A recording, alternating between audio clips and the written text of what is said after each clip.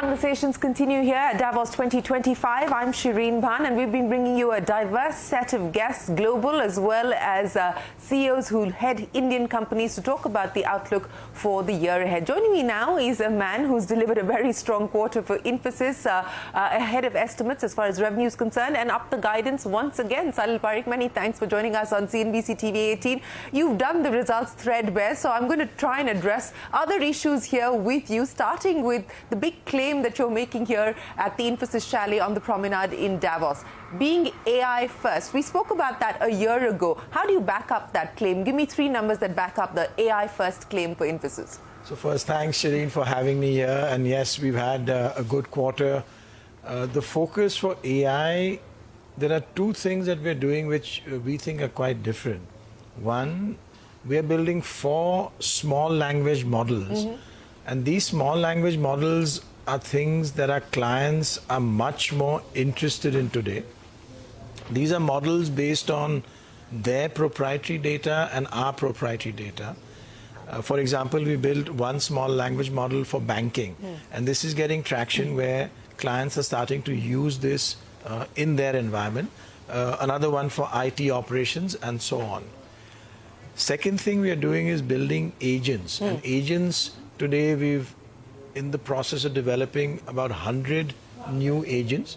To give you one example, we built an agent for doing research work. Okay. And this is in production with a client for a technology company where their internal people and their external customers can research what the product specifications are and changes are by using an agent. Right. And huge benefit to them. Things that used to take 14, 15 days now down to 8 days, and other such metrics. Another set of agents we built for an audit company, Big Four. There we built 3 agents which are looking at their full audit process, and again changes in there.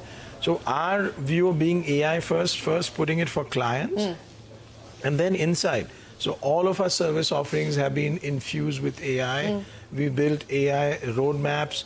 We are doing AI which is secure by design, and responsible AI, where we want to make sure everything that we can build in to avoid what could be not good uses of AI, we're doing at the start itself. So how many people now trained? The last time we spoke here, you had given me a number. What does that number look like today in terms of the people that have been trained on AI within Infosys? So within Infosys, it's a huge number because there are 2 types of training. One is what we call AI aware, and one is a deeper training where people are using it. The AI aware, which is a broad training, is over 270,000 out of about 320,000 people are in this AI training. And it's really across the board because there needs every discussion with client, every deal, every large deal, every medium deal, there's a lot of interaction on AI. So it's built into many things. So, it's not clients are asking you now specifically for what the AI use case is going to be and how you can contribute to that? Clients are interested in where generative AI can help them. And what we are seeing is through agents or through small language models, in the past through large language models, we have various ways in any large transaction or program where they can benefit from this AI. And so we are using it, and they're quite happy with it. So what is this going to mean, Salil, in terms of incremental spends by customers and by clients? And what will it translate into as far as revenue for you is concerned as well? As we look at people moving from pilots now to scale and speed, which is, of course, the theme here in Davos when we talk about AI adoption, what will it mean in terms of a bump up, both in terms of revenue as well as spends? So there are 2 types of generative AI. One is the consumer one, where we see all of this discussion here, also at the World Economic Forum, but everywhere, the massive capex that we are hearing about. Our focus is more on this enterprise generative AI, which is a smaller amount because the consumer one is huge. Now in enterprises, we are seeing the traction is large, but the revenue size is still not that large. It's quite small. And so, but it's increasing. So every quarter we see good traction and progress on what's going on. My sense is, if you sort of look back to when cloud started or when digital started, it starts off with enterprises where there's a lot of interest, and then there's an inflection point, and then cloud picks up or digital picks up. When do you expect the inflection point for generative AI at the enterprise level? So there, difficult to say when that time, that inflection point will come. But the way it normally works is you keep building different areas where impact is created, and then suddenly there comes a time when it becomes quite overwhelming, and the inflection point comes about. So are we 12 months, 18 months, 24 months away from possibly that inflection point? So again, difficult to say, Shereen, when that time will come. Right.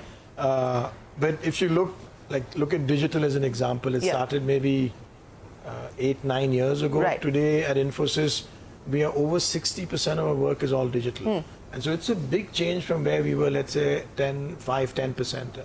But it's difficult to say when exactly that time will happen. So, what does this now mean, Salil, in terms of workforce? And I've been asking your peers this question, and most seem to suggest that it's not going to mean less number of people being hired. It's probably going to be the same, if not more. What's your own assessment? Are we likely to see a headcount reduction? Are we likely to see a status quo? Are we likely to see you hire more to be able to deliver on the capabilities you spoke of?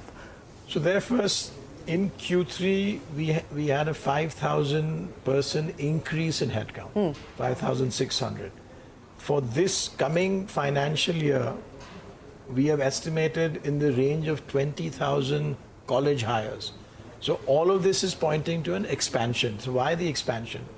Part of what happens with generative AI is you get more productivity benefit.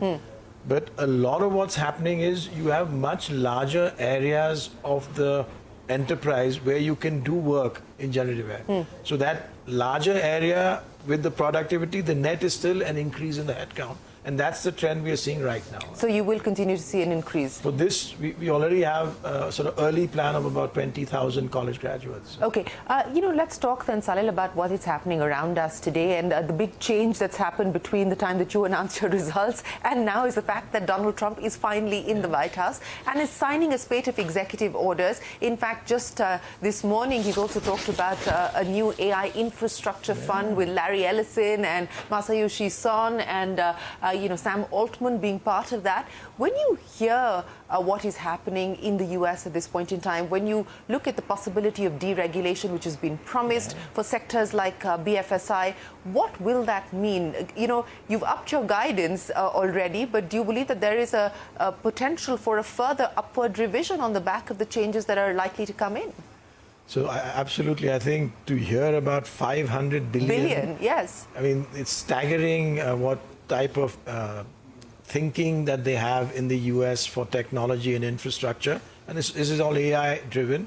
You've also seen lots of other CapEx announcements over time. We see a lot of discussion on regulations coming down. The sense we get from sort of people we talk to, and even here the last 2 days, the general view is the economy in the US will do better. We have seen in the past when the US or Western Europe economies start to do better, our business starts to grow. So we have two axes, as you know. One is where we do more cost and efficiency, and the other is a lot of growth and digital. Right. And so that will start to play out more. My sense is if that US economy growth and so on happens, which is what it's now looking like, we will see more and more growth overall for Infosys as well. So possible upward revision of the guidance that you already revised higher? Well, there, as you know, we only go quarter by quarter. We will have the end of the year, so there'll be next year. But we did increase our guidance for this year because of what are the signs. Financial services was good, US and Europe, and then retail in US started to look better than the previous quarter.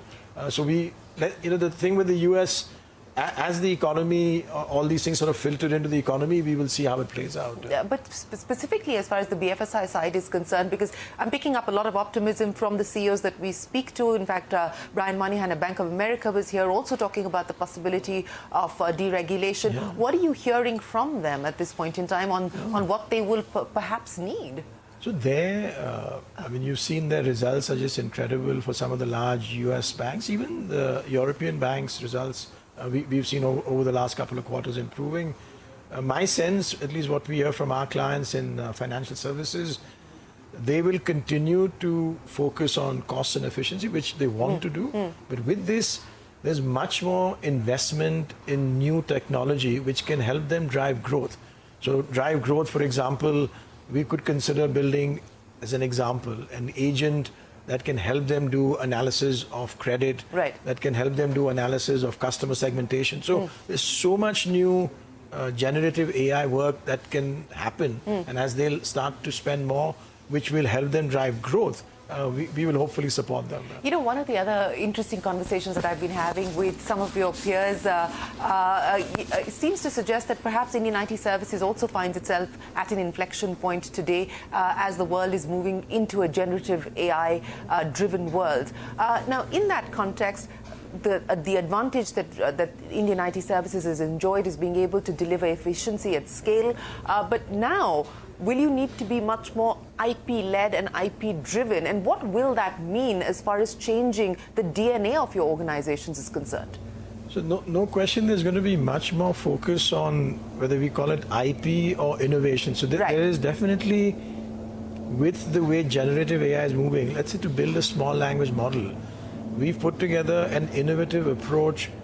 It's actually an approach which takes existing technology and builds it on existing platforms at a much lower cost than a large language model. So that innovation in agents, innovation in where it can be applied will continue to increase. And that's something I think we've been doing at Infosys for some time. So my sense is that's a good sign. Now, more of that will happen as we go through the next phase.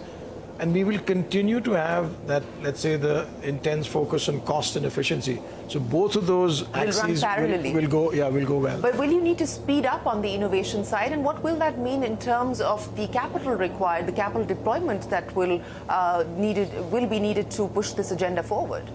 So for us, we are still, as you know, very much what they call a light asset or light business in that sense.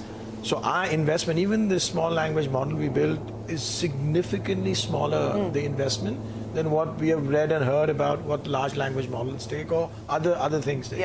So our focus is going to be more on making those innovations, but without doing something that will stretch us on our balance sheet. We have a good balance sheet, but we are not in a position to do these massive capital investments. And we will work within that balance sheet to make that innovation happen. But will that be enough? And I understand the constraints as far as the balance sheet is concerned, but will that be enough is the question, given the fact that we're seeing such rapid moves in technology and such a fiercely competitive space. I mean, you're talking about agents. Literally everyone here is pitching the same story. Agentic AI is the buzzword from Salesforce to you. Everyone's talking about it.